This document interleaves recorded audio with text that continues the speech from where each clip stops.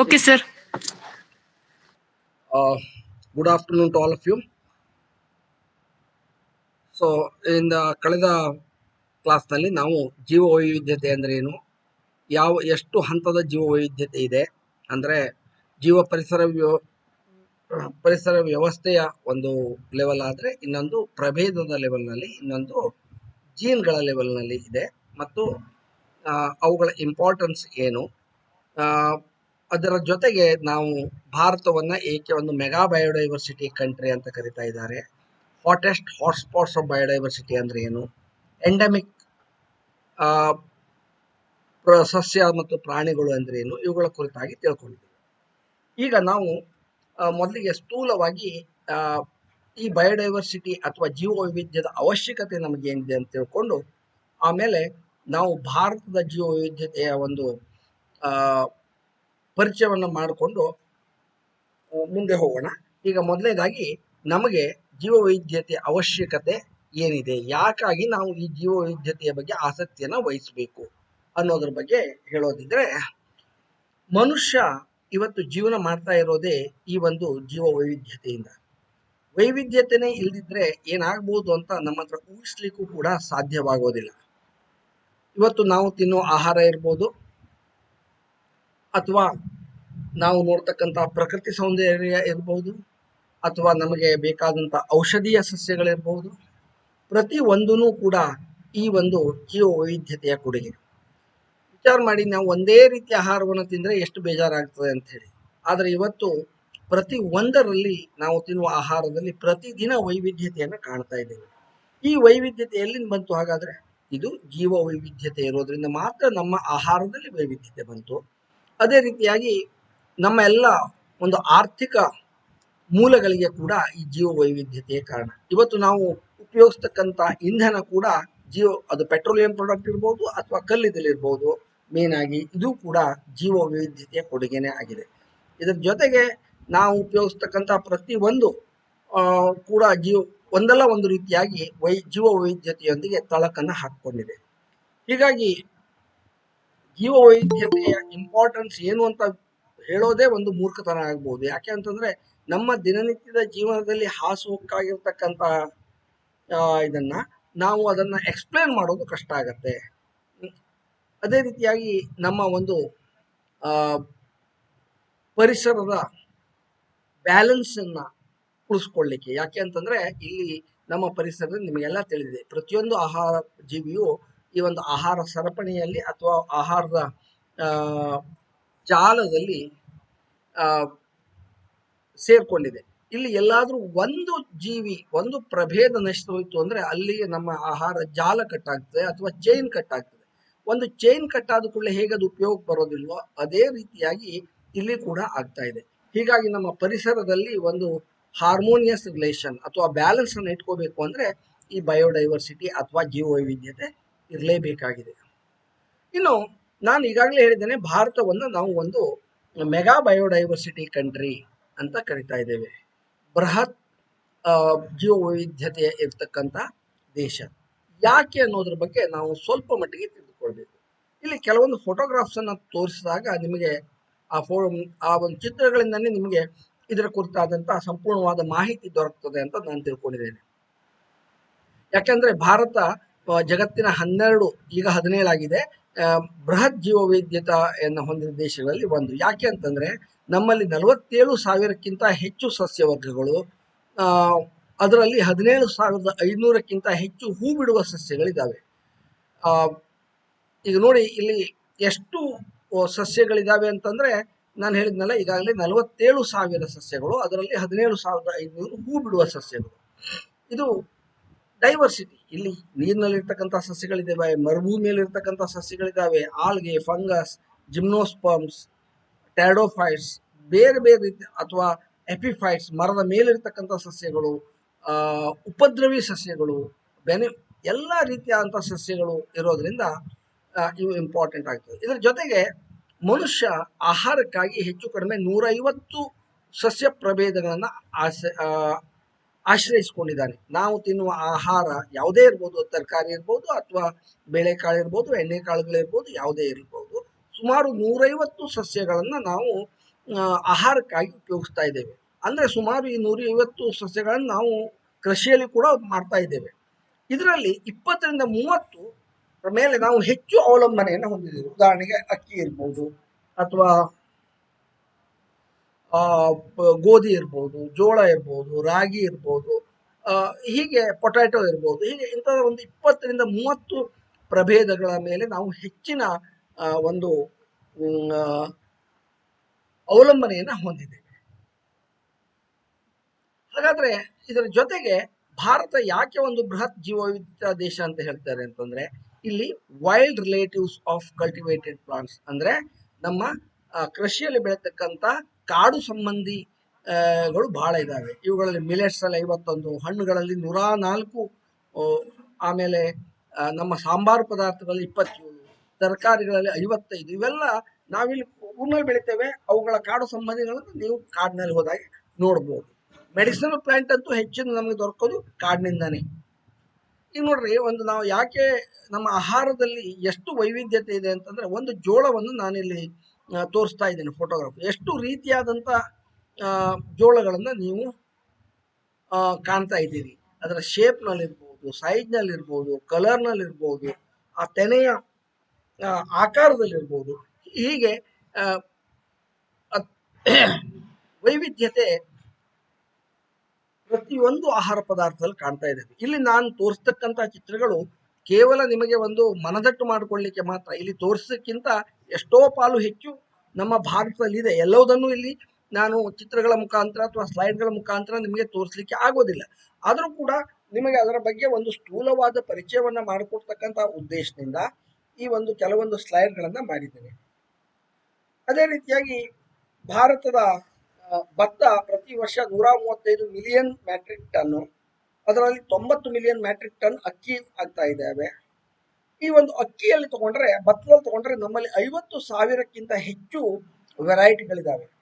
ನಾನು ಕಳೆದ ಕ್ಲಾಸ್ನಲ್ಲಿ ಹೇಳಿರ್ಬೇಕು, ನಮ್ಮ ಉತ್ತರ ಕನ್ನಡದಲ್ಲಿ ಒಂದು ಜಿಲ್ಲೆಯಲ್ಲಿ 1800ಕ್ಕಿಂತ ಹೆಚ್ಚು ಭತ್ತದ ವೆರೈಟಿಗಳಿದ್ದಾವೆ. ಅವು ಪರಿಮಳದಲ್ಲಿ ವ್ಯತ್ಯಾಸ ಇರ್ಬೋದು, ಕೆಲವೊಂದಕ್ಕೆ ಔಷಧೀಯ ಗುಣಗಳಿರ್ಬೋದು, ಅಕ್ಕಿಯ ಕ್ವಾಲಿಟಿಯಲ್ಲಿ ಇರ್ಬೋದು, ಅದನ್ನು ಕುಕ್ ಮಾಡುವ ಕ್ವಾಲಿಟಿಯಲ್ಲಿ, ಇದೆಲ್ಲ ಡಿಫರ್ ಆಗುತ್ತೆ. ಇಲ್ಲಿ ಒಂದು 10-15 ಭತ್ತವನ್ನು ತೋರಿಸಿದ್ದೇನೆ ನೋಡಿ. ಇಲ್ಲಿ ಭತ್ತದ ವೆರೈಟಿಗಳು ಭಾರತದಲ್ಲಿ ದೊರಕಂತ ಎಲ್ಲಿ ಇದು ಎಷ್ಟು ಚಿಕ್ಕದ್ದು ಅಂತಂದ್ರೆ 50,000 ವೆರೈಟಿಯಲ್ಲಿ ನಾನು ತೋರಿಸಿದ್ದು ಒಂದು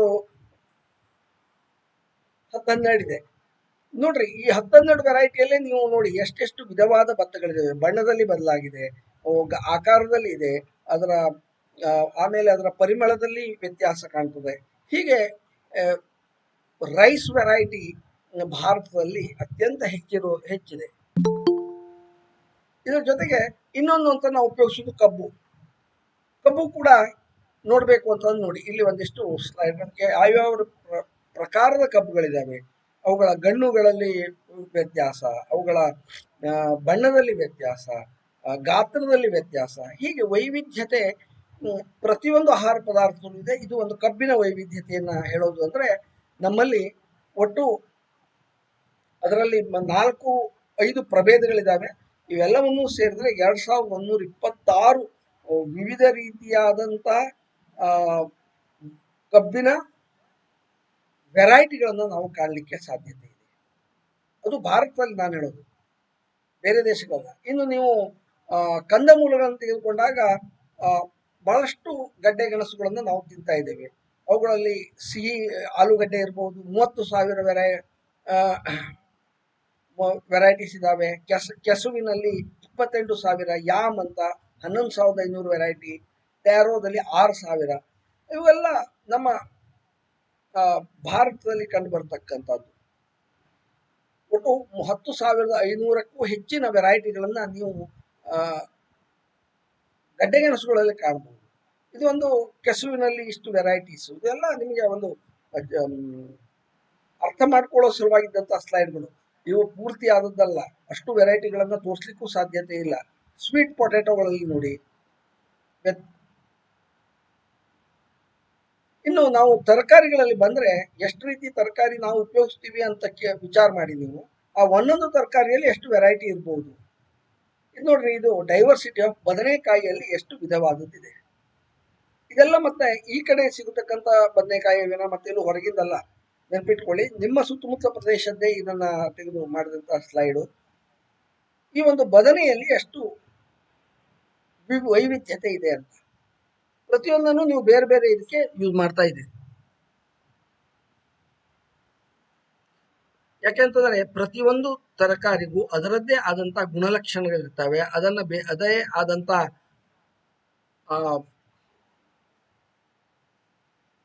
ವೈವಿಧ್ಯಮಯವಾದಂತ ಅಡಿಗೆಗಳಲ್ಲಿ ನಾವು ಉಪಯೋಗಿಸ್ತಾ ಇದ್ದೇವೆ. ಇದು ನೋಡ್ರಿ, ಇದು ಇನ್ನೊಂದು ಒಂದು ಬ್ರಿಂಜಾಲ್ ಅಥವಾ ಬದನೆಯಲ್ಲಿ ಇರ್ತಕ್ಕಂಥ ವೈವಿಧ್ಯತೆ. ಕೆಲವೊಂದನ್ನು ನಮಗೆ ಅದು ಬದನೆ ಅಂತ ಹೇಳಲಿಕ್ಕೂ ಸಾಧ್ಯ ಆಗೋದಿಲ್ಲ, ಅಷ್ಟರ ಮಟ್ಟಿಗೆ ಅದು ಬದಲಾವಣೆಯನ್ನ ವಿಶಿಷ್ಟತೆಯನ್ನ ಹೊಂದಿದೆ. ಇನ್ನು ನೀವು ಒಂದು ಹಾಗಲಕಾಯಿಯನ್ನು ತಗೊಂಡ್ರೆ ನೋಡಿ, ಇಲ್ಲಿ ಎಷ್ಟು ವೆರೈಟಿ ಕಾಣ್ತಾ ಇದೆ.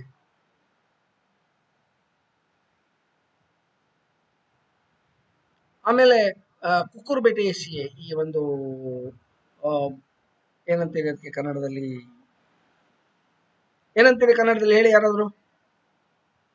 ಈಗ ನೋಡ್ತಾ ಇದ್ದೀರಲ್ಲ ಫೋಟೋ, ಯಾವುದು ಇದೆಲ್ಲ?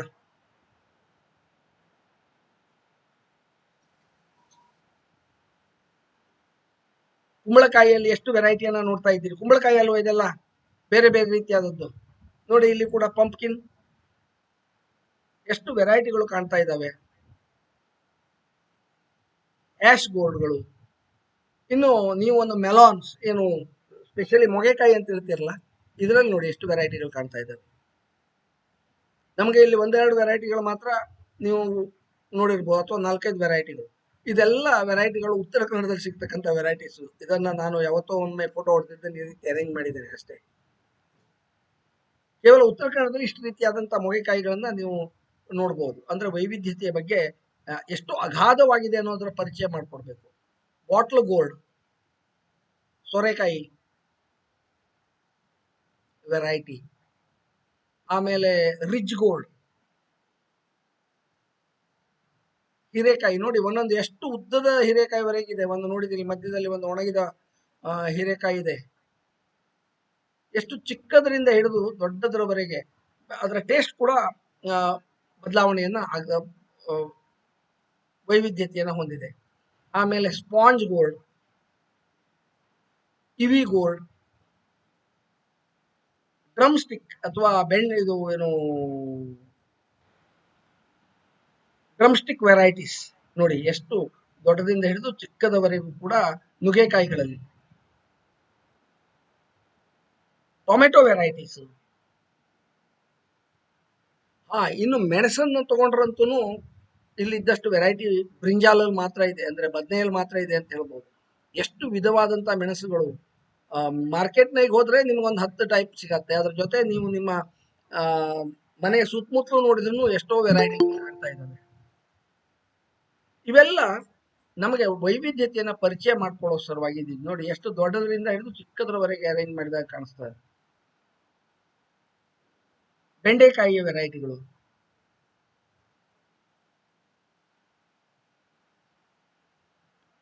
ಚೌಚೌ ಅಂತ ಇನ್ನೊಂದು ಮಾರ್ಕೆಟ್ ನಲ್ಲಿ ಬರ್ತದಲ್ಲ. ಬೀನ್ಸ್ ಯಾವ್ದ್ರಲ್ಲೂ ಇರ್ಲಿಕ್ಕೆ ಸಾಧ್ಯ ಇಲ್ಲ. ಬೀನ್ಸ್ ಇದು ಒಂದು ದೊಡ್ಡ ಗ್ರೂಪ್ ಸಸ್ಯಗಳಲ್ಲಿ. ಹಲವಾರು ಸಸ್ಯಗಳಲ್ಲಿ ಹಲವಾರು ಬೀನ್ಸ್ಗಳನ್ನ ಬೇರೆ ಬೇರೆ ರೀತಿಯಾಗಿ ನಾವು ಉಪಯೋಗಿಸ್ತಾ ಇದ್ದೇವೆ. ಇಲ್ಲಿ ಮಾರ್ಕೆಟ್ ನಲ್ಲಿ ಇರೋದಕ್ಕಿಂತ ಹೊರಗಡೆನೆ ಹೆಚ್ಚಿನ ವೈವಿಧ್ಯತೆಯನ್ನ ನೀವು ಈ ಬೀನ್ಸ್ಗಳಲ್ಲಿ ಕಾಣಬಹುದು. ಇನ್ನು ನಾವು ಹಣ್ಣುಗಳ ಕುರಿತಾಗಿ ವಿಚಾರ ಮಾಡೋದಿದ್ರೆ, ಮ್ಯಾಂಗೋ ಡೈವರ್ಸಿಟಿ. ಭಾರತದಲ್ಲಿ 150ಕ್ಕಿಂತ ಹೆಚ್ಚಿನ ಒಂದು ಮಾವಿನ ವೈವಿಧ್ಯತೆ ಇದೆ. ಇದು ಯಾವುದು ನಾವೆಲ್ಲ ಪ್ಲಾಂಟ್ ಮಾಡಿ ನೆಟ್ಟು ಬೆಳೆಸುವಂತದ್ದು. ಕಾಡು ಮಾವಿನ ವೆರೈಟಿ ಎಷ್ಟಿದೆ ಅಂತ ಯಾರಿಗೂ ಗೊತ್ತಿಲ್ಲ ಇನ್ನೂ ತನಕ. ಅದ್ರ ಬಗ್ಗೆ ಒಂದು ಸಮರ್ಪಕವಾದಂತ ಅಧ್ಯಯನ ಆಗಿಲ್ಲ ಅಂತ ಹೇಳ್ಬೋದು. ಇವೆಲ್ಲ ಮಾರ್ಕೆಟ್ ನಲ್ಲಿ ಸಿಗ್ತಕ್ಕಂಥ ಹೈಬ್ರಿಡ್ಗಳು. ಆಕ್ಚುಲಿ 150 ವೆರೈಟಿಗಳು. ಇನ್ನು ನಾವು ಕಾಡು ಮಾವಿನ ಬಗ್ಗೆ ಹೇಳೋದಿದ್ರೆ, ಪ್ರತಿ ಒಂದು ಮಾವಿನ ಮರಕ್ಕೂ ಅದರದ್ದೇ ಆದಂತ ವಿಶಿಷ್ಟವಾದಂತ ರುಚಿ, ಪರಿಮಳ, ಬಣ್ಣ, ಆಕಾರ ಇದೆ. ಇವನ್ ನಿಮಗೆ ನೀವೇನು ಅಪೆಮಿಡಿ ಅಂತ ಹೇಳ್ತೀರಿ, ಉತ್ತರ ಕನ್ನಡ ಯಾವ್ದಕ್ಕೆ ಫೇಮಸ್ ಆಗಿದೆ, ಅದರಲ್ಲಿ ಎಷ್ಟು ವೆರೈಟೀಸ್ ಇದೆ. ಇದು ಕೂಡ ಮಾವಿನ ಒಂದು ವೈವಿಧ್ಯತೆ, ಮಾವಿನ ಹಣ್ಣಿನ ವೈವಿಧ್ಯತೆ. ಇನ್ನು ಕಿತ್ತಳೆ ಹಣ್ಣುಗಳಲ್ಲಿ ಬಂದಾಗ ಅದರ ವೈವಿಧ್ಯತೆನೇ ಮತ್ತೆ ಬೇರೆ. ಇಂಡಿಯಾದಲ್ಲಿ ಸುಮಾರು 8 ವಿವಿಧವಾದಂಥ ಈ ಕಿತ್ತಳೆ ಹಣ್ಣಿನ ವೆರೈಟಿಗಳನ್ನ ಇಲ್ಲಿ ಬೆಳೆಸ್ತಾ ಇದ್ದಾರೆ. ಬನಾನಾ ಬಾಳೆಹಣ್ಣಲ್ಲಿ ನೋಡಿದ್ರೆ ನೋಡಿ, ಜಗತ್ತಿನಲ್ಲಿ ದೊಡ್ಡ ಪ್ರೊಡ್ಯೂಸರೇ ಬಾಳೆಹಣ್ಣಿನ ದೊಡ್ಡ ಉತ್ಪಾದಕ ಭಾರತ. ಇಲ್ಲಿ ನೋಡಿ ಎಷ್ಟು ವೆರೈಟೀಸ್. ಒಂದು ಸಣ್ಣ ಇದು ಹೇಳಬೇಕು ಅಂತಂದ್ರೆ ಕರ್ನಾಟಕದಲ್ಲಿ 7 ವೆರೈಟೀಸ್ಗಳಿದ್ದಾವೆ. ಆಮೇಲೆ ತಮಿಳುನಾಡಲ್ಲಿ 8, ಕೇರಳದಲ್ಲಿ 6, ಆಂಧ್ರ ಪ್ರದೇಶ 10. ಇನ್ನು ಪಪಾಯದಲ್ಲಿ ವೆರೈಟಿಗಳು. ಪಪಾಯದಲ್ಲಿ ಪ್ರತಿ ರಾಜ್ಯದಲ್ಲಿ ಬೇರೆ ಬೇರೆ ನಮ್ಮ ವೆರೈಟೀಸ್. ಕರ್ನಾಟಕದಲ್ಲಿ 6 ಇದೆ. ಸಪೋಟದ ವೆರೈಟಿಗಳು, ವೈವಿಧ್ಯತೆ.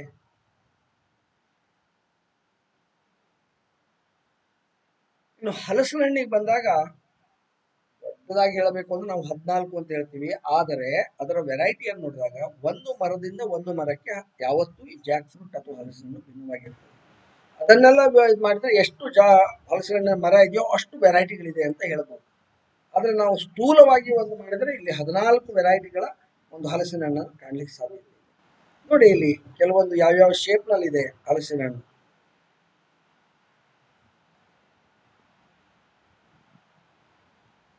ಇನ್ನು ಸಾಂಬಾರು ಪದಾರ್ಥಗಳಿಗೆ ಬಂದಾಗ ಭಾರತದಲ್ಲಿ 50ಕ್ಕೂ ಹೆಚ್ಚಿನ ವೈವಿಧ್ಯತೆಯುಳ್ಳಂತಹ ಸಾಂಬಾರು ಪದಾರ್ಥಗಳನ್ನ ನಾವು ಇಲ್ಲಿ ಬೆಳೀತಾ ಇದ್ದೇವೆ. ಅದರಲ್ಲೂ ಕಾಳು ಮೆಣಸು ಅಥವಾ ಕರಿಮೆಣಸು ಮತ್ತು ಏಲಕ್ಕಿ ಭಾರತದಲ್ಲೇ ಹುಟ್ಟಿ ಬೆಳ್ಕೊಂಡಿತ್ತು. ಇದರ ಜೊತೆಗೆ ಭಾರತ ಶುಂಠಿ ಮತ್ತೆ ಅರಿಶಿನ, ಚಿಲ್ಲಿ ಅಂದ್ರೆ ಮೆಣಸು ಮತ್ತು ಮರಗಳಿಂದ ಸಿಗ್ತಕ್ಕಂಥ ಈ ಒಂದು ಏನು ದಾಲ್ಚಿನ್ನಿ ಇರ್ಬೋದು ಅಥವಾ ಜಾಯ್ಪತ್ರೆ ಇರ್ಬೋದು, ರಾಮಪತ್ರೆ ಇರ್ಬೋದು, ಉಪ್ಪಂಗಿ ಇರ್ಬೋದು, ಇದೆಲ್ಲವನ್ನ ಪ್ರೊಡ್ಯೂಸ್ ಮಾಡ್ತಕ್ಕಂಥ ದೊಡ್ಡ ದೇಶ.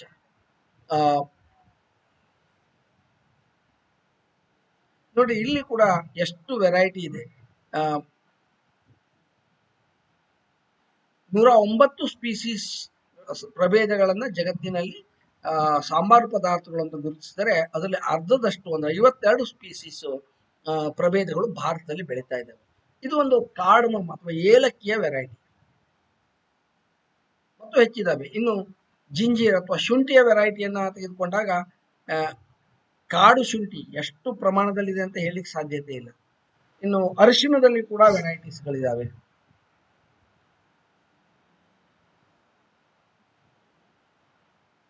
ಇನ್ನು ನಾವು ಎಣ್ಣೆಕಾಳುಗಳ ಬಗ್ಗೆ ಬಂದಾಗ ಮತ್ತೆ ಇಲ್ಲಿ ನಮ್ಮ ಡೈವರ್ಸಿಟಿ ಬಹಳ ಇದೆ.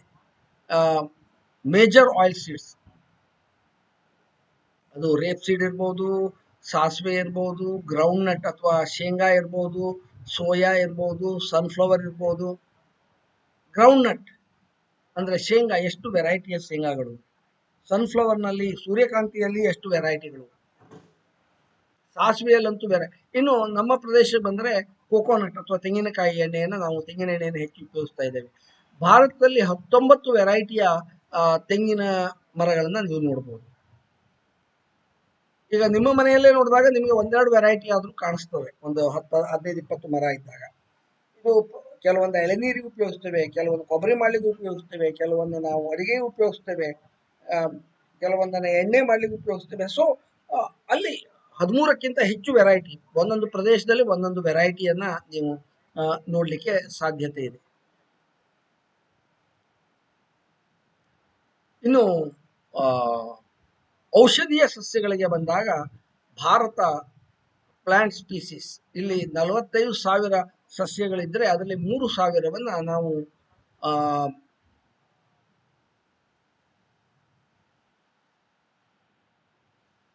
ಔಷಧೀಯ ಸಸ್ಯಗಳಾಗಿ ಗುರುತಿಸಿಕೊಂಡಿದ್ದೇವೆ. ಅದರಲ್ಲಿ ಆಯುರ್ವೇದದಲ್ಲಿ 1769 ಆಯುರ್ವೇದದಲ್ಲಿ. ಆಮೇಲೆ ಹೆಚ್ಚಿನ ಒಂದು ಈ ಸಸ್ಯಗಳನ್ನ, ಔಷಧಿ ಸಸ್ಯಗಳನ್ನ ನಾವು ಉಪಯೋಗಿಸೋದು ಫೋಕ್ ಮೆಡಿಸಿನ್ ಅಥವಾ ನಮ್ಮ ಜನಪದ ವೈದ್ಯದಲ್ಲಿ ಇದನ್ನು ಉಪಯೋಗಿಸ್ತಾ ಇದ್ದೇವೆ. ನಾಟಿ ವೈದ್ಯರುಗಳು 4671ಕ್ಕಿಂತ ಹೆಚ್ಚು ಸಸ್ಯಗಳನ್ನ ನಾವು ಈ ಜನಪದ ವೈದ್ಯದಲ್ಲಿ ಉಪಯೋಗಿಸ್ತಾ ಇದ್ದೇವೆ. ಆಮೇಲೆ ಹೋಮಿಯೋಪತಿಯಲ್ಲಿ 482, ಸಿದ್ಧ ಸಿಸ್ಟಮ್ನಲ್ಲಿ 1121, ಟಿಬೇಟಿಯನ್ನಲ್ಲಿ 279, ಯುನಾನಿಯಲ್ಲಿ 751 ಸಸ್ಯ ಪ್ರಭೇದಗಳನ್ನು ನಾವು ಉಪಯೋಗಿಸ್ತಾ ಇದ್ದೇವೆ. ಇವತ್ತು ಭಾರತದ ಮೆಡಿಕಲ್ ಸಿಸ್ಟಮ್ ಅಥವಾ ಇಂಡಿಯನ್ ಮೆಡಿಕಲ್ ಸಿಸ್ಟಮ್ ಅಂತ ಏನು ಹೇಳ್ತೀವಿ, ಇದು ಅತ್ಯದ್ಭುತವಾದದ್ದು. ಇದು ಎಲ್ಲ ಹೆಚ್ಚಿಂದು ಅದು ಆಯುರ್ವೇದ ಇರ್ಬೋದು ಅಥವಾ ನಾಟಿ ವೈದ್ಯ ಇರ್ಬೋದು, ಇದೆಲ್ಲದರಲ್ಲಿ ನಾವು ಉಪಯೋಗಿಸೋದು ಹೆಚ್ಚಿನ ಪ್ರಮಾಣದಲ್ಲಿ ಸಸ್ಯಗಳನ್ನೇ. ಇವೆಲ್ಲ ಏನು ಔಷಧೀಯ ಸಸ್ಯಗಳು, ಕೆಲವೊಂದು ಅತ್ಯಂತ ಇಂಪಾರ್ಟೆಂಟ್ ಔಷಧೀಯ ಸಸ್ಯಗಳನ್ನು, ಅಲೋವೆರಾ ಇರ್ಬೋದು ಅಥವಾ ನಿತ್ಯ ಪುಷ್ಪ ಇರ್ಬೋದು, ಅಗ್ನಿಶಿಕೆ ಇರ್ಬೋದು. ಇವನ್ ನೀವು ಒಂದು ಪ್ಲಾಂಟೇಶನ್ ಕ್ರಾಪ್, ಒಂದು ಎಗ್ರೋ ಬಯೋಡೈವರ್ಸಿಟಿ ಅಂತಾರೆ, ಕೃಷಿ ಜೀವ ವೈವಿಧ್ಯತೆಯನ್ನು ವಿಚಾರ ಮಾಡಿದಾಗ ಈಗಾಗಲೇ ಹೇಳಿದ್ದೇನೆ, ತೆಂಗಿನಕಾಯಲ್ಲಿ ನಮಗೆ 19 ವೆರೈಟಿಗಳಿದ್ದಾವೆ. ಇನ್ನು ಗೇರು ಬೀಜದಲ್ಲಿ ಪ್ಲಾಂಟೇಶನ್ ಕ್ರಾಪ್ ಅಲ್ಲಿ ಕೂಡ ನೂರಾರು ವೆರೈಟಿಗಳನ್ನು ಇವತ್ತು ಕಾಣಲಿಕ್ಕೆ ಸಾಧ್ಯತೆ ಇದೆ. ಕೋಕೋದಲ್ಲಿ ವೆರೈಟಿ ಇದೆ ನೋಡಿ, ಪಾಡ್ ಅನ್ನು ನೋಡಿದಾಗ ಒಂದೊಂದು ಬಣ್ಣ ಇದೆ, ಶೇಪ್ ಇದೆ, ಸೈಜ್. ಇನ್ನು ಹೂಗಳನ್ನು ತಗೊಳ್ಳಿ, ಎಷ್ಟು ಡೈವರ್ಸಿಟಿ, ಒಂದು ದಾಸವಾಳದಲ್ಲಿ ಎಷ್ಟು ಡೈವರ್ಸಿಟಿ ಇದೆ ಅಂತ ನಿಮ್ಗೆ ಗೊತ್ತಿದೆ. ಇಲ್ಲೆಲ್ಲ ಏನು ಎಕ್ಸ್ಪ್ಲೇಷನ್ ಬೇಕಾಗಿಲ್ಲ, ನೀವು ಜಸ್ಟ್ ನೋಡಿದ್ರೆ ನಿಮ್ಗೆ ಅರ್ಥ ಆಗುತ್ತೆ ನಮ್ಮ ಹೂಗಳ ಜೀವ ವೈವಿಧ್ಯತೆ ಎಷ್ಟು ಬೃಹತ್ ಆಗಿದೆ ಅಂತ ಹೇಳಿ.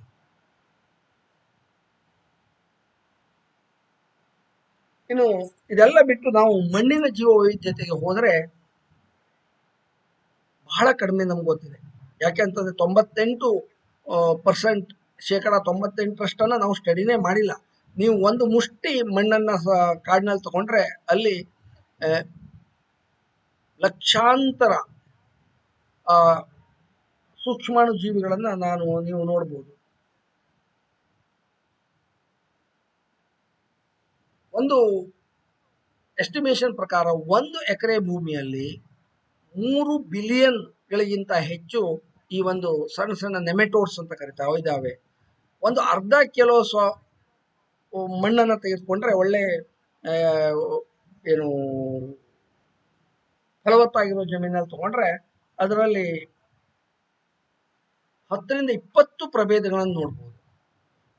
ಆದ್ರೆ ಹೆಚ್ಚಿನ ಎಲ್ಲ ಪ್ರಭೇದಗಳು ನಮಗೆ ಸಿಗೋದು ಮೇಲ್ಮಣ್ಣಿನಲ್ಲಿ ಅಥವಾ ಟಾಪ್ ಸಾಯಿಲ್. ಇದನ್ನು ಈಗಾಗಲೇ ನಾನು ಸಾಯಿಲ್ ಬಗ್ಗೆ ಹೇಳಬೇಕಾದ್ರೆ ಹೇಳಿದ್ದೇನೆ. ಈ ನೆಮೆಟೋಡ್ಗಳಲ್ಲಿ ತೆಗೆದ್ರೆ ನಮ್ಗೆ ಗೊತ್ತಿರೋದು 15,000 ಸ್ಪೀಸೀಸು, 2 ರಿಂದ 5 ಲಕ್ಷ ಸ್ಪೀಸೀಸ್ ಇರ್ಬೋದು ಅಂತ ನಾವು ಒಂದು ಎಸ್ಟಿಮೇಷನ್. ಮೈಟ್ಸ್ಗಳು, ಪ್ಲಾಂಟ್ ಅನ್ನ ತಿಂದು ಬರ್ತಕ್ಕಂಥ ಈ ಒಂದು ಮೈಟ್ಸ್ಗಳು ಇರ್ಬೋದು, ಡೈವರ್ಸಿಟಿ. ಆಮೇಲೆ ಡೊಮೆಸ್ಟಿಕ್ ಅನಿಮಲ್, ನಮ್ಮ ಒಂದು ಸಾಕು ಪ್ರಾಣಿಗಳನ್ನು ನೋಡಿದ್ರೆ ಆಕಳಲ್ಲಿ 27 ವೆರೈಟಿಗಳು, ಗೋಟ್ಗಳಲ್ಲಿ 22, ಹಾರ್ಸಲ್ಲಿ 6 ವೆರೈಟಿ, ಕೋಳಿಯಲ್ಲಿ 18 ವೆರೈಟಿ, ಕುರಿಯಲ್ಲಿ 40ಕ್ಕಿಂತ ಹೆಚ್ಚು ವೆರೈಟಿ, ಬಫೆಲೋ ಎಮ್ಮೆಯಲ್ಲಿ 8 ವೆರೈಟಿ ಅಂತ ಹೇಳ್ತಾರೆ. ಇದು ನೋಡಿ ಎಷ್ಟು ವೆರೈಟೀಸ್ ಒಂದು ತಮಿಳುನಾಡು ರಾಜ್ಯದಲ್ಲಿ ಇದೆ ಅಂತೇಳಿ ಕುರಿಯಲ್ಲಿ. ಇವನ್ ಡಾಗ್ಸ್, ನಾಯಿ ತಗೊಂಡ್ರು ಕೂಡ ಇಲ್ಲಿ ವೆರೈಟೀಸ್ ಇದೆ. ಹಂದಿ ತಗೊಂಡ್ರು ಅಲ್ಲಿ ವೈವಿಧ್ಯತೆ ಇದೆ. ಆಕಳಲ್ಲಿ ತಗೊಂಡ್ರೆ ಮತ್ತೆ ಅಲ್ಲಿ ವೆರೈಟಿ. ಬಫೆಲೋ, ಇಂಡಿಯನ್ ಬಫೆಲೋದಲ್ಲಿ 17 ವೆರೈಟಿ ಇದೆ. ಇಲ್ಲಿ ಹೆಚ್ಚು ನಮ್ಮಲ್ಲಿ ಕಾಣೋದು ಅಂದ್ರೆ ನಾಗ್ಪುರಿ, ಮುರ್ರಾ, ಸುರ್ತಿ, ಜಾಫ್ರಾಬಾದಿ ಸ್ವಲ್ಪ ಮಟ್ಟಿಗೆ ಕಾಣ್ತವೆ, ಹೆಚ್ಚಿನ ಕಾಣೋದೇ ಇಲ್ಲ. ಇನ್ನು ಕೋಳಿಗಳಲ್ಲಿ ಡೈವರ್ಸಿಟಿ, ಬಾತುಕೋಳಿಗಳಲ್ಲಿ, ಟರ್ಕಿ ಅಂತ ಹೇಳ್ತಿರಲ್ಲ ಅದರಲ್ಲಿ. ಇದು ರೇಷ್ಮೆ ಹುಳಗಳ ಒಂದು ಫೋಟೋಗ್ರಾಫ್. ಇಲ್ಲಿ ನೋಡಿ ಎಷ್ಟು ರೀತಿಯಾದಂತ ರೇಷ್ಮೆ ಗೂಡುಗಳಿದಾವೆ ಅಂತ. ಅವು ಬಣ್ಣದಲ್ಲಿ ಕೂಡ ಕಲರ್ಡ್ ರೇಷ್ಮೆ, ಬಣ್ಣದ ರೇಷ್ಮೆ ಕೂಡ ಇವತ್ತು ಅವೈಲೇಬಲ್ ಇದೆ.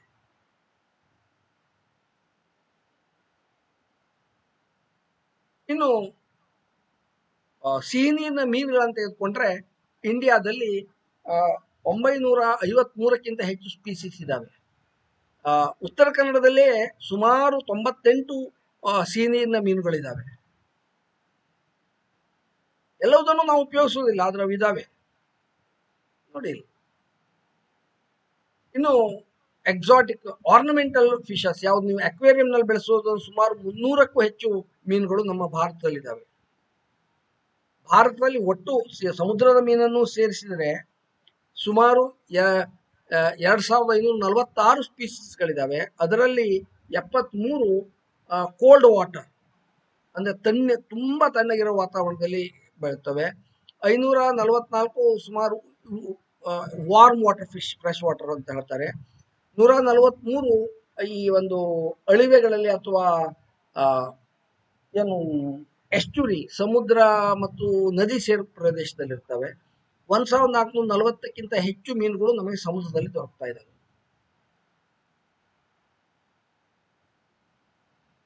ಇನ್ನು ಇನ್ಸೆಕ್ಟ್ ಅಥವಾ ಕೀಟಗಳು, ನಾವು ನೋಡುವ ಪ್ರಾಣಿಗಳಲ್ಲಿ ಸುಮಾರು 80ರಷ್ಟು ಪ್ರಾಣಿಗಳು ಕೀಟಗಳು. ಹೀಗಾಗಿ ಅವುಗಳ ಡೈವರ್ಸಿಟಿ ಬಹಳ ಇದೆ. ಇವನ್ ನೀವು ಒಂದು ನೋಡಿ, ಇದನ್ನು ಲಿಸ್ಟ್ ಕೊಟ್ಟಿದ್ದಾರೆ, ಅದಕ್ಕೆ ಬೇರೆ ಬೇರೆ ಹೆಸರನ್ನು ಕೊಟ್ಟಿದ್ದಾರೆ. ಇವೊಂದು ಬೀಸ್, ಏನು ಜೇನುಹುಳದ ಜಾತಿಗೆ ಸೇರಿದಲ್ಲಿ 10,000ಕ್ಕಿಂತ ಹೆಚ್ಚು ವೆರೈಟಿ ಇದ್ದಾವೆ. ಆಮೇಲೆ ಪಾತ್ರಗಿತ್ತಿಗಳಲ್ಲಿ 15,000ಕ್ಕಿಂತ ಹೆಚ್ಚು ವೆರೈಟಿಗಳಿದ್ದಾವೆ. ಸ್ಪೀಸೀಸು, ವೆರೈಟೀಸ್ ಅಲ್ಲ, ಪ್ರಭೇದಗಳು. ನೋಡಿ, ಜಸ್ಟ್ ಫೋಟೋಗ್ರಾಫ್ ನೋಡಿದ್ರೆ ನಿಮ್ಗೆ ಗೊತ್ತಾಗುತ್ತೆ. ಇನ್ನು ನಾವು ಸಮುದ್ರದಲ್ಲಿ ಇರ್ತಕ್ಕಂಥ ಅಕಶೇರುಕಗಳನ್ನ ತೆಗೆದುಕೊಂಡ್ರೆ ಎಷ್ಟು ವೆರೈಟಿಗಳು ನಿಮಗೆ ಕಾಣಲಿಕ್ಕೆ. ಯಾಕಂದ್ರೆ ಸಮುದ್ರ ಮುಕ್ಕಾಲು ಭಾಗ ಜಲ ಇರೋದ್ರಿಂದ ಅಲ್ಲಿದ್ದಷ್ಟು ಡೈವರ್ಸಿಟಿ ನಮ್ಮ ಭೂಮಿಯ ಮೇಲಿಲ್ಲ. ಸ್ಪಾಂಜಸ್, ಪೋರಿಫೆರಾ ಗ್ರೂಪ್ಸ್ ನಲ್ಲಿ ಮರೈನ್ ಸ್ಪಾಂಜ್, ಸಮುದ್ರದಲ್ಲಿ ಇರ್ತಕ್ಕಂಥ ಸ್ಪಾಂಜ್ಗಳು. ಮತ್ತೆ ಹವಳದ ದ್ವೀಪಗಳು ಏನು ಹೇಳ್ತೀವಲ್ಲ, ಇವು ಸಮುದ್ರದಲ್ಲಿ ಅತ್ಯಂತ ಪ್ರಮುಖವಾದದ್ದು. ಈ ಭೂಮಿಯ ಮೇಲೆ ಹೇಗೆ ಯಾವ ಮೌಲ್ಯವನ್ನ ನಾವು ನಿತ್ಯ ಹರಿದ್ವರ್ಣದ ಕಾಡುಗಳಿಗೆ ನೀಡ್ತೇವೋ ಅಷ್ಟೇ ಮಹತ್ವವನ್ನ ಈ ಸಮುದ್ರದಲ್ಲಿ ಹವಳದ ದ್ವೀಪಗಳೇ ಕೊಡ್ತಾ ಇದ್ದಾರೆ. ಯಾಕಂದ್ರೆ ಹವಳದ ದ್ವೀಪದಲ್ಲಿ ಡೈವರ್ಸಿಟಿ, ವೈವಿಧ್ಯತೆ ಹೆಚ್ಚಿರೋದ್ರ ಜೊತೆಗೆ ಇದು ಉಳಿದ ಒಂದು ಸಮುದ್ರದ ವೈವಿಧ್ಯತೆಯನ್ನ ಕಾಪಾಡಲಿಕ್ಕೆ, ಬೆಳೆಸಲಿಕ್ಕೆ ದೊಡ್ಡ ಕೊಡುಗೆಯನ್ನ ನೀಡ್ತಾ ಇದ್ದಾರೆ. ಕೋರಲ್ ರೀಫ್ಸ್, ಇಲ್ಲಿ ಈ ಹವಳದಲ್ಲಿ ಸುಮಾರು 218ಕ್ಕಿಂತ ಹೆಚ್ಚು ಪ್ರಭೇದಗಳನ್ನ ಇಲ್ಲಿ ಕಾಣಬಹುದು. ಬಣ್ಣ ಬಣ್ಣದ್ದು. ಅದರಲ್ಲಿ ಸಾಫ್ಟ್ ಕೋರಲ್ಸ್, ಮೃದು ಹವಳಗಳು 115 ಪ್ರಭೇದಗಳು. ಆಮೇಲೆ ಉಳಿದಿದ್ದು ಹಾರ್ಡ್ ಕೋರಲ್ಸ್ ಅಂತ ಹೇಳ್ತೇವೆ. ಕ್ರಸ್ಟೇಷಿಯಾ ಒಂದು ಗ್ರೂಪ್ ನೋಡಿ, ಸಿಗಡಿ ಇವೆಲ್ಲ ಬರೋದು ಕ್ರಸ್ಟೇಷಿಯಾಗಳಲ್ಲಿ. ಎಷ್ಟು ವೆರೈಟಿಗಳ ಶ್ರಿಂಪ್ಸ್ ಅಂಡ್ ಪ್ರಾನ್ಸ್ ಭಾರತದಲ್ಲಿದೆ. ಮೊಲುಸ್ಕಾ, ಮೃದ್ವಂಗಿಗಳಲ್ಲಿ 3,370ಕ್ಕಿಂತ ಹೆಚ್ಚು ಸ್ಪೀಸೀಸ್ಗಳು ಭಾರತದಲ್ಲಿದ್ದಾವೆ.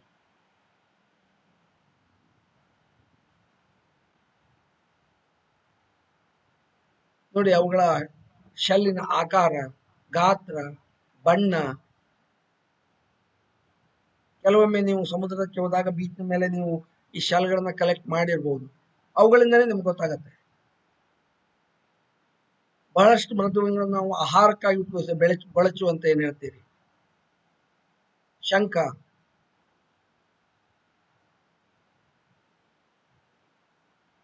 ಮತ್ತೆ ಸ್ಕ್ವಿಡ್ಸ್ ಅಂಡ್ ಕಟ್ಲ್ ಫಿಶಸ್.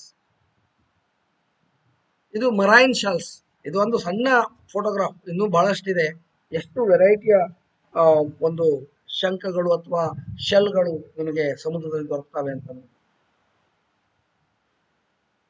ಎಕ್ವಿನೋಡರ್ಮ್ಸ್, ಕುಟುಕು ಕಣವಂತಗಳು ಅಂತ ಏನ್ ಹೇಳ್ತೀವಲ್ಲ, ಅವಲ್ಲಿ 765 ಪ್ರಭೇದಗಳನ್ನು ನಾವು ನೋಡಬಹುದು.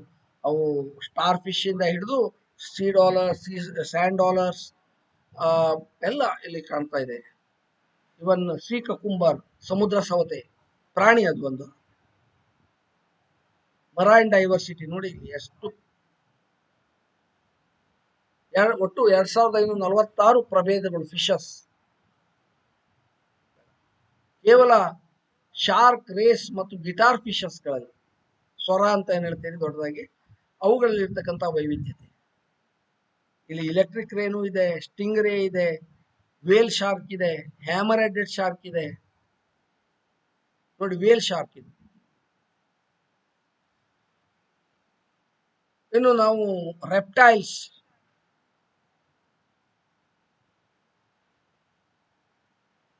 ಹಾವು, ಹಲ್ಲಿ,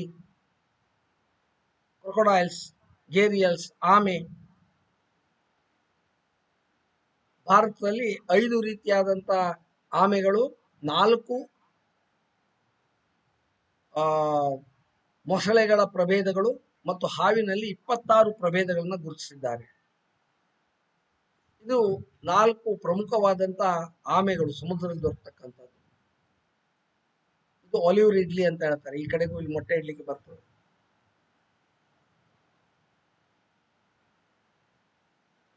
ಇನ್ನು ಪಕ್ಷಿಗಳ ಒಂದು ವೈವಿಧ್ಯತೆಯನ್ನು ನೋಡಿದರೆ ಭಾರತದಲ್ಲಿ 1232ಕ್ಕಿಂತ ಹೆಚ್ಚು ಪ್ರಭೇದಗಳಿದ್ದಾವೆ. ನಮ್ಮ ಉತ್ತರ ಕನ್ನಡದಲ್ಲಿ 672 ಪ್ರಭೇದಗಳನ್ನು ಈಗಾಗಲೇ ಗುರುತಿಸಿದ್ದಾರೆ. ಇವುಗಳಲ್ಲಿ 176 ಪ್ರಭೇದಗಳು ಎಂಡಮಿಕ್. ಇವು ಭಾರತ ಹೊರತಾಗಿ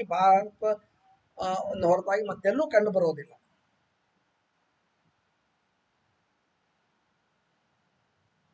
ಇನ್ನು ನಾವು ಸಸ್ತನಿಗಳನ್ನು ನೋಡಿದರೆ ಭಾರತದಲ್ಲಿ ಒಟ್ಟು 390 ಪ್ರಭೇದಗಳನ್ನ ಗುರುತಿಸಬಹುದು. ಸಸ್ತನಿಗಳ ಪ್ರಭೇದ ಆನೆ ಇರ್ಬೋದು, ಹುಲಿ ಇರ್ಬೋದು, ಜಿಂಕೆ ಇರ್ಬೋದು, ಚಿರತೆ, ಸಿಂಹ, ಗಂಡಾಮೃಗ, ಸಿಂಗಳಿಕ,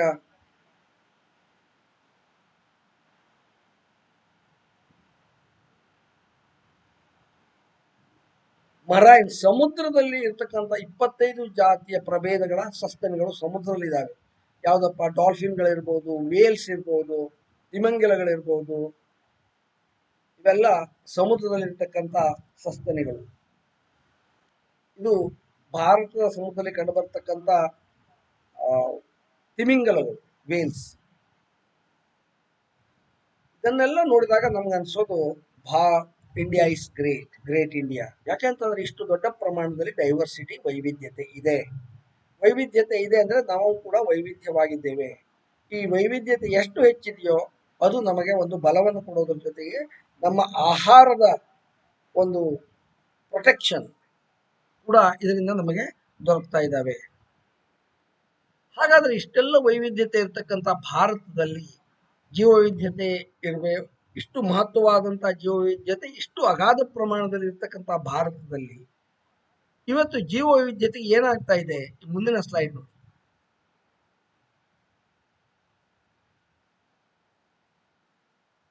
ಮನುಷ್ಯ ತನ್ನ ಸ್ವಾರ್ಥಕ್ಕಾಗಿ ಇವತ್ತು ಜೀವವೈವಿಧ್ಯತೆಯ ಮೇಲೆ ಪ್ರಹಾರವನ್ನ ಮಾಡ್ತಾ ಇದ್ದಾನೆ. ನೋಡಿ ಹೇಗೆ ಆನೆಯನ್ನ ಕೊಲ್ತಾ ಇದ್ದಾರೆ ಜನ. ಇದು ಭಾರತದೇ, ಮತ್ತೆಲ್ಲಿದು ಅಲ್ಲ. ಫೋಟೋಗ್ರಾಫ್. ಗೇಂಡಾಮೃಗ ಅದರ ಒಂದು ಕೊಂಬಿಗಾಗಿ ಅದನ್ನು ಹೇಗೆ ಕೊಂದು ಅದರ ಕೊಂಬನ್ನ ತೆಗಿತಾ ಇದ್ದಾರೆ. ಹುಲಿಗಳನ್ನ ಹೇಗೆ ಕೊಂದು ಅವುಗಳ ಚರ್ಮವನ್ನು ತೆಗಿತಾ ಇದ್ದಾರೆ.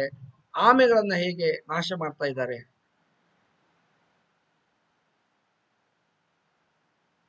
ಕೋರಲ್ ಹವಳದ ದ್ವೀಪಗಳು ಇವತ್ತು ನಮ್ಮ ಮಾಲಿನ್ಯದಿಂದಾಗಿ ಬೆಳಚಿಕೊಳ್ತಾ ಇದ್ದಾವೆ. ಅಂದ್ರೆ ಅದರಲ್ಲಿ ಒಂದು ಜಾತಿಯ ಪರೋಪಜೀವಿ ಇರ್ತದೆ, ಅದನ್ನ ಒಂದು ಸಸ್ಯ ಇರ್ತದೆ. ಅದು ದ್ಯುತಿ ಸಂಶ್ಲೇಷಣೆ ಕ್ರಿಯೆ ಮುಖಾಂತರ ಆಹಾರವನ್ನು ಮಾಡಿ ಈ ಹವಳದ ದ್ವೀಪಗಳಿಗೆ ಪೂರೈಸಬೇಕು. ಆದ್ರೆ ಮಾಲಿನ್ಯದಿಂದಾಗಿ ಅವು ಸತ್ತು ಇವತ್ತು ಹವಳದ ದ್ವೀಪಗಳು, ಸುಂದರವಾದ ಹವಳದ ದ್ವೀಪಗಳು ಬೆಳಚಿಕೊಳ್ತಾ ಇದ್ದಾವೆ, ಬೆಳಗಾಗ್ತಾ ಇದ್ದಾವೆ. ನೋಡಿ, ಸಾಫ್ಟ್ ಕೋರಲ್ಸ್, ಹಾರ್ಡ್ ಕೋರಲ್ಸ್. ಈಗಾಗಲೇ ಕಳೆದ 53 ವರ್ಷಗಳಲ್ಲಿ ನಾವು 50% ಅರಣ್ಯವನ್ನ ಕಳ್ಕೊಂಡಿದ್ದೇವೆ. ನಮ್ಮ ಜೌಗು ಪ್ರದೇಶಗಳಲ್ಲಿ 70% ಮಾಲಿನ್ಯಕ್ಕೆ ಒಳಗಾಗಿದೆ. 40% ಮ್ಯಾಂಗ್ರೋವ್ಸ್ ಅಥವಾ ಕಾಂಡ್ಲ ಸಸ್ಯಗಳು ಇವತ್ತು ನಿರ್ನಾಮವಾಗಿದೆ. ಯಾಕೆ? ಕಾರಣ ಏನು? ಹಲವಾರು ಕಾರಣಗಳು ಈಗಾಗಲೇ ನಿಮ್ಗೆ ಗೊತ್ತಿದೆ. ಮುಖ್ಯವಾಗಿ ಮಾನವನ ಅತಿ ಆಸೆ. ಕೆಲವೊಮ್ಮೆ ನೈಸರ್ಗಿಕ ಕಾರಣಗಳಿಂದಲೂ ಆಗ್ತವೆ. ಅರ್ಥ್ವೇಕ್ ಅಥವಾ ಸೈಕ್ಲೋನ್ ಬಂದು ಇವೆಂದು ಆಗ್ಬಹುದು. ಆದರೆ ಮನುಷ್ಯನಿಂದ ಆಗ್ತಕ್ಕಂಥದ್ದು ಅಗಾಧ ಪ್ರಮಾಣ ಕಮರ್ಷಿಯಲ್ ಎಕ್ಸ್ಪ್ಲಾಯಿಟೇಷನ್. ನಮ್ಮ ಭಾರತದಲ್ಲಿ ಜನಸಂಖ್ಯೆ ಏರ್ತಾ ಇದ್ದ ಹಾಗೆ ಬಡತನ ಮತ್ತು ಅನಕ್ಷರತೆಯ ಕಾರಣದಿಂದಾಗಿ ಇವು ಕೂಡ ನೈಸರ್ಗಿಕ ಸಂಪತ್ತೆ, ಇವನ್ನ ಓವರ್ ಎಕ್ಸ್ಪ್ಲಾಯ್ಟ್ ಮಾಡ್ತಾ ಇದ್ದೇವೆ. Destructive practices. ಅಂದ್ರೆ ಡಿಸ್ಟ್ರಕ್ಟಿವ್ ಪ್ರಾಕ್ಟೀಸ್ ಹೇಗೆ ಅಂತಂದ್ರೆ ನಿಮ್ಗೆ ಗೊತ್ತಿದೆ. ಉತ್ತರ ಕನ್ನಡದಲ್ಲಿ ಅಪ್ಪೆ ಮೆಡಿ ಮಾವಿನಕಾಯಿಗೆ ಒಳ್ಳೆ ಡಿಮ್ಯಾಂಡ್ ಇದೆ. ಆದ್ರೆ ಮಾವಿನಕಾಯಿಯನ್ನು ಹೇಗೆ ಕೊಯ್ತೇವೆ ನಾವು? ಮರವ ಹತ್ತಿ ಅದರ ಎಲ್ಲ ಟೊಂಗೆಗಳನ್ನ ಕಡಿದು ಮಾವಿನಕಾಯಿಯನ್ನು ಕಲೆಕ್ಟ್ ಮಾಡ್ತೇವೆ. ಮತ್ತೆ ಅದು 10 ವರ್ಷ ಒಂದೇ ಮರ ಸಾಯಬೇಕು, ಇಲ್ಲ ಮತ್ತೆ 10 ವರ್ಷ ಅದು ಫಲ ಕೊಡಬಾರ್ದು. ನೆಲ್ಲಿಕಾಯಿ ಸಿಕ್ಕಿದ್ರೆ ನಾವೇನ್ ಮಾಡ್ತೇವೆ? ನೆಲ್ಲಿಕಾಯಿ ಅಷ್ಟನ್ನು ಕಲೆಕ್ಟ್ ಮಾಡೋದಿಲ್ಲ, ಅದರ ಪೂರ್ತಿಯನ್ನ ನಾಶ ಮಾಡ್ತಾ ಇದ್ದಾವೆ. ಇಲ್ಲಿಗಲ್ ಮೈನಿಂಗು, ಪೋಚಿಂಗ್, ಹಂಟಿಂಗ್, ಜೊತೆಗೆ ಅರಣ್ಯದ ನಾಶ, ಮಾಲಿನ್ಯ, ಅವುಗಳ ವಾಸಸ್ಥಾನದಲ್ಲಿ ಬದಲಾವಣೆ ಮಾಡೋದು, ಜಾಗತಿಕ ತಾಪಮಾನದಲ್ಲಿ ಏರಿಕೆ ಆಗ್ತಾ ಇರೋದು, ಇದರ ಜೊತೆಗೆ ಎಕ್ಸಾಟಿಕ್ ವಿದೇಶಗಳ ಕೆಲವೊಂದು ಸಸ್ಯ ಪ್ರಾಣಿಗಳು ಭಾರತದಲ್ಲಿ ವಾಸಿಸೋದು, ಇದರಿಂದಾಗಿ ಇಲ್ಲಿಯ ಸ್ಥಳೀಯ ಸಸ್ಯ ಮತ್ತು ಪ್ರಭೇದಗಳಿಗೆ ಹಾನಿಯನ್ನು ಉಂಟು ಮಾಡೋದು. ಇವತ್ತು ಈ ಒಂದು ಗ್ಲೋಬಲ್ ವಾರ್ಮಿಂಗ್ ಅಥವಾ ಜಾಗತಿಕ ತಾಪಮಾನ ಹೆಚ್ಚಳದಿಂದ ಕೆಲವೊಂದು ನಡುಗಡ್ಡೆಗಳನ್ನೇ ನಾವು ಕಳ್ಕೊಂಡ್ಬಿಟ್ಟಿದ್ದೇವೆ. ಸ್ಪೆಷಲಿ ಇನ್ನು ಸುಂದರ್ಬನ್ ಏರಿಯಾದಲ್ಲಿ, ಅಂದರೆ ಗಂಗಾ ನದಿ ಮುಖಜ ಭೂಮಿಯಲ್ಲಿ ಸುಮಾರು 2 ಐಲ್ಯಾಂಡ್ಗಳು, ದ್ವೀಪಗಳು ಕಾಣ್ತಾ ಇಲ್ಲ ಇವತ್ತು. ಕೋರಲ್ಗಳು ಹೀಗೆ ಬಿಳಿಸ್ಕೊಳ್ತಾ ಇದ್ದಾವೆ. ಎಲ್ಲ ದೃಷ್ಟಿಯಿಂದ ಮೀನುಗಳು ದೊರೆಯುತ್ತಾ ಇಲ್ಲ. ಯಾಕೆ ಅಂತಂದ್ರೆ ಮೀನನ್ನ ನಾವು ಮರಿ ಮಾಡ್ಲಿಕ್ಕೆ ಬಿಡ್ತಾ ಇಲ್ಲ. ದೊಡ್ಡ ಪ್ರಮಾಣದಲ್ಲಿ ಬೇಟೆ, ಕಳ್ಳತನ ನಡೀತಾ ಇದೆ. ದೊರೆತಕ್ಕಂತ ನೈಸರ್ಗಿಕ ಸಂಪನ್ಮೂಲಗಳನ್ನ ಅವಶ್ಯಕತೆ ಮಿತಿಮೀರಿ ನಾವು ತೆಗಿತಾ ಇದ್ದೇವೆ. ಪ್ರಾಣಿಗಳನ್ನ ಈ ರೀತಿಯಾಗಿ ಹತ್ಯೆ ಮಾಡ್ತಾ ಇದ್ದೇವೆ.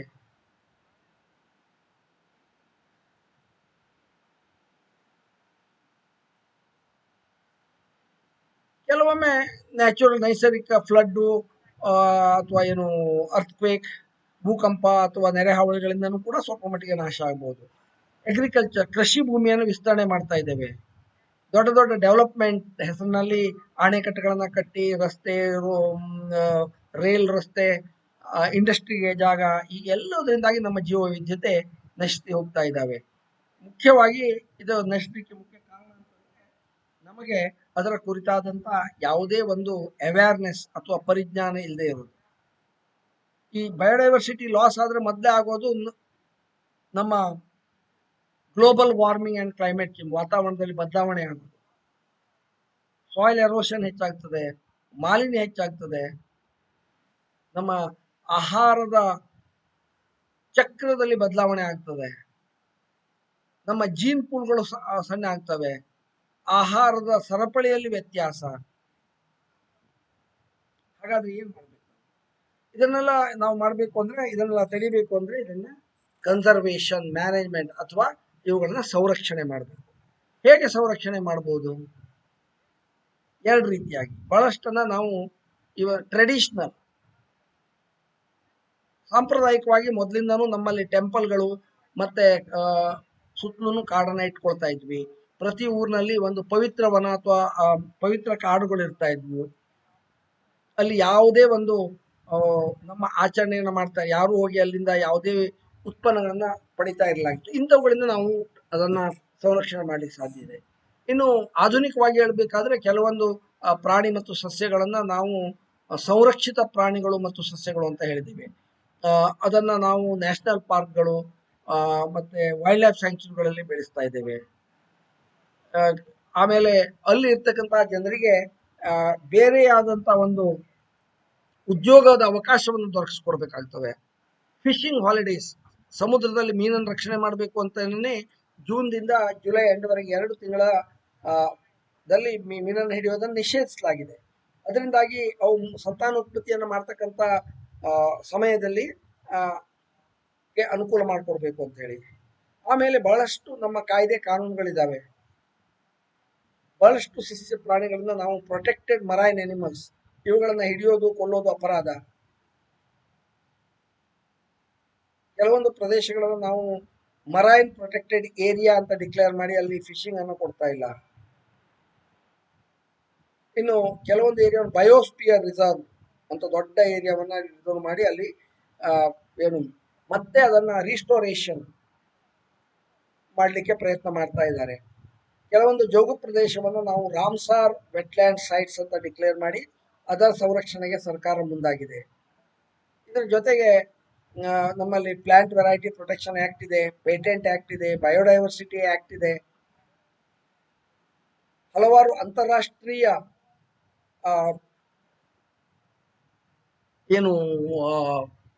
ಪ್ರೋಟೋಕಾಲ್ಸ್ಗಳು ಅಥವಾ ಅಗ್ರಿಮೆಂಟ್ಗಳಿದ್ದಾವೆ. ಇವುಗಳಲ್ಲಿ ಮುಖ್ಯವಾದದ್ದು ಅಂತಂದ್ರೆ CBD, convention on biological diversity ಅಂತ ಹೇಳ್ತೇವೆ. ಈ ಜಗತ್ತಿನ ಇರತಕ್ಕಂಥ ಜೀವ ವೈವಿಧ್ಯವನ್ನು ಸಂರಕ್ಷಿಸಲಿಕ್ಕೆ ಜಗತ್ತಿನ ಎಲ್ಲ ದೇಶಗಳು ಕೂಡಿ ಒಂದು ಮಾಡಿಕೊಂಡಂತ ಒಂದು ಅಗ್ರಿಮೆಂಟ್, ಅದು ಭಾರತ ಕೂಡ ಅನ್ವಯಿಸ್ತದೆ. ಇದನ್ನ ರಿಯೋ ಡಿ ಜನೈರೊದಲ್ಲಿ 1992ರಲ್ಲಿ ಅನುಷ್ಠಾನಕ್ಕೆ ತರಲಾಯಿತು. CBD ಇದೆ. ಇದರ ಪ್ರಕಾರ ಪ್ರತಿ ದೇಶವೂ ಒಂದು ಜೀವ ವೈವಿಧ್ಯತಾ ಸೆಂಟರ್ ಅನ್ನ ಮಾಡಬೇಕು. ಆಮೇಲೆ ಪ್ರತಿ ಪಂಚಾಯತ್ ಕೂಡ ಒಂದು ಜನತಾ ಜೀವ ವೈವಿಧ್ಯತೆಯನ್ನು ದಾಖಲಾತಿ ಮಾಡಬೇಕು. ಯಾಕೆಂತಂದ್ರೆ ಹೆಚ್ಚಿನ ಸಮಯದಲ್ಲಿ ನಾವು ಜೀವ ವೈವಿಧ್ಯತೆ ಇದೆ ಅಂತ ಹೇಳ್ತೀವಿ, ಆದ್ರೆ ನಮ್ಮಲ್ಲಿ ದಾಖಲಾತಿ ಇಲ್ಲ. ಆ ದಾಖಲಾತಿಯನ್ನ ಮಾಡೋದು ಇವೆಲ್ಲ ಈ ಒಂದು CBD convention on biological diversity 1992 protocol ಪ್ರಕಾರ ಮಾಡಬೇಕಾಗಿದೆ. ಇದು ನಮಗೆ ಏನ್ ಮಾಡ್ತದೆ ಅಂದ್ರೆ ಸಸ್ಟೈನಬಲ್ ಯೂಸ್ ಆಫ್ ದ ಬಯೋಡೈವರ್ಸಿಟಿಯನ್ನ ಜೈವವೈವಿಧ್ಯತೆಯನ್ನು ಉಪಯೋಗಿಸಬಾರದು ಅಂತ ಯಾರು ಹೇಳೋದಿಲ್ಲ.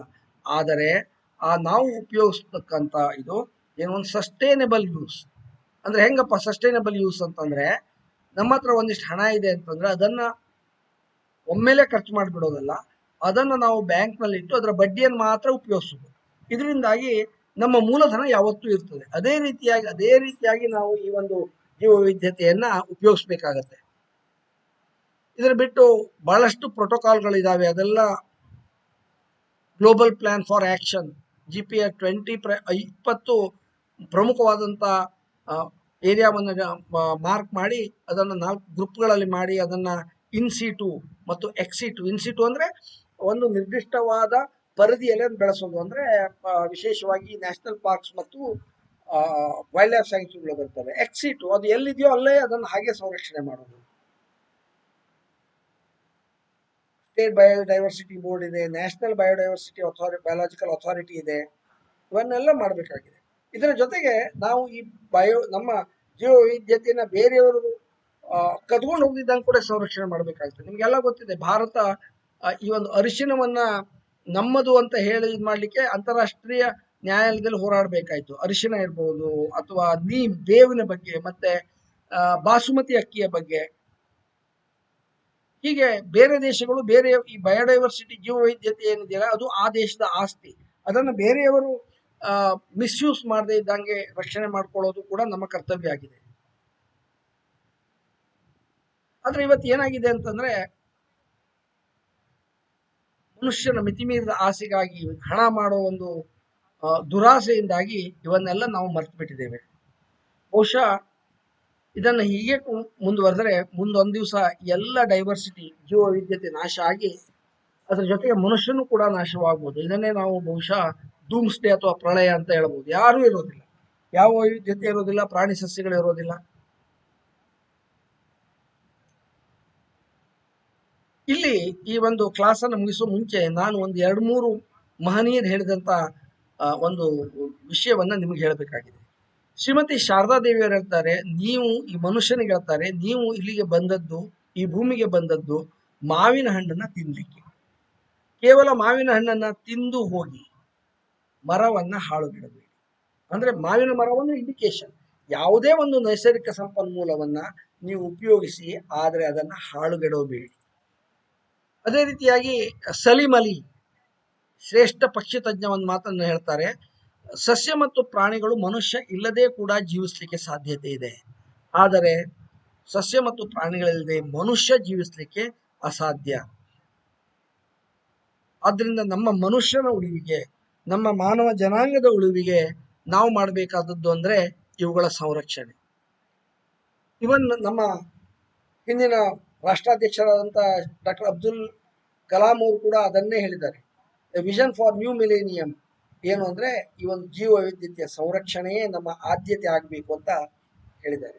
ಇದನ್ನೆಲ್ಲ ಮನಗಂಡು ನಾವು ಈ ಜೀವ ವೈವಿಧ್ಯತೆಯನ್ನು ಉಳಿಸಿ ಬೆಳೆಸ್ಕೊಂಡು ನಮ್ಮ ಮುಂದಿನ ತಲೆಮಾರಿಗೆ ಕೂಡ ಅದು ದೊರಕುವಂತೆ ಮಾಡೋದು ನಮ್ಮೆಲ್ಲರ ಕರ್ತವ್ಯ. ಇದಕ್ಕೆ ಸಾಧ್ಯವಾದಂತಹ ಎಲ್ಲ ಒಂದು ಜನರಲ್ಲಿ ಜಾಗೃತಿಯನ್ನು ಮೂಡಿಸುವಂತ ಅಭಿಯಾನ ಪ್ರತಿಯೊಬ್ಬ ವ್ಯಕ್ತಿಯಿಂದ ಆಗಬೇಕು. ಅದರಲ್ಲೂ ವಿದ್ಯಾರ್ಥಿಗಳಿಗೆ ಹೆಚ್ಚಿನವಾದಂತಹ ಒಂದು ಜವಾಬ್ದಾರಿ ಇದೆ ಅಂತ ಹೇಳಿ ಇವತ್ತಿನ ಈ ಒಂದು ಕ್ಲಾಸ್ ಅನ್ನ ಮುಗಿಸ್ತಾ ಇದ್ದೇನೆ.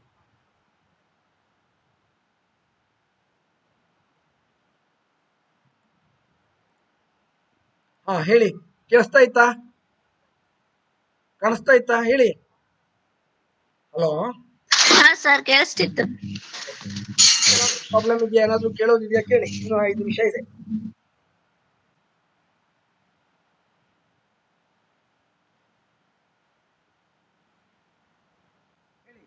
ಅರ್ಥ ಆಯ್ತಾ ಹೇಳಿದ್ದು? ಹಲೋ, ನಾನು ಹೇಳಿದ್ದೆ ಅರ್ಥ ಆಯ್ತಾ ನಿಮ್ಗೆ? ಏನಾದರೂ ಡೌಟ್ ಇದೆಯಾ?